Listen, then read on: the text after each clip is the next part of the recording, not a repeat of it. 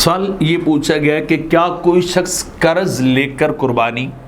کر سکتا ہے؟ تو اس کا جواب یہ کہ اگر کسی شخص کے پاس پیسے نہیں ہے، وہ صاحب نصاب نہیں ہے اور اس کے اوپر قرض ہے جو دینا اس نے، تو ایسے شخص پر قربانی پھر واجب ہی نہیں ہے، بلکہ اس پہ پہلا واجب اور ذمہ اس کے یہ ہے کہ وہ اپنی جتنی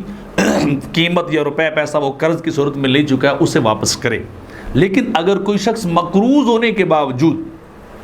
قربانی کر لیتا ہے تو اسے بہرحال قربانی نفلی کا ثواب ملے گا، یعنی اس کی واجب قربانی نہیں ہوگی، وہ قربانی اس کی نفل شمار ہوگی اور اس کو نفلی قربانی کا ثواب ملے گا۔ ایک اور مسئلہ یہاں اس ضمن میں یہ بھی آ جاتا ہے کہ کوئی شخص ایسا بھی ہوتا ہے کہ وہ صاحب نصاب ہوتا ہے لیکن اس وقت اس کے پاس نقدی لیکویڈیٹی نہیں ہوتی، یعنی اس کے پاس اتنا روپے پیسہ نہیں ہوتا کہ وہ خرید سکے، لیکن ہے صاحب نصاب ہی،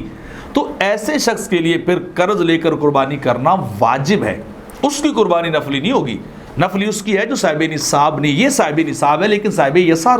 نہیں ہے آج کل کے 2-3 دنوں میں، تو وہ شخص کیا ہے، وہ اس کے لیے ضروری ہے کہ وہ پیسے لے اور قربانی کرے اور بعد میں پیسے جو ہے وہ لٹا دے، تو ایسے شخص پر قربانی ہوگی۔ لیکن جو صاحب نصاب نہیں اس کے اوپر قربانی جو ہے وہ نہیں ہوگی۔ فتاوی ہندیہ میں اما شرائط الوجوب منها اليسار وهو ما يتعلق بوجود صدقۃ الفطر دون ما يتعلق بوجوب الزکات، کہتے ہیں کہ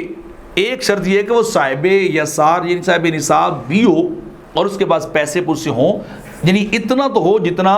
صدقہ فطر کا نصاب ہوتا ہے، وہ اس دن کے اندر اس کے پاس اتنے پیسے ہوں، صدقہ فطر عید والے دن اس کے اوپر لازم ہے، یعنی دینا واجب ہے۔ تو اگر قربانی کے 3 دنوں میں 10، 11 اور 12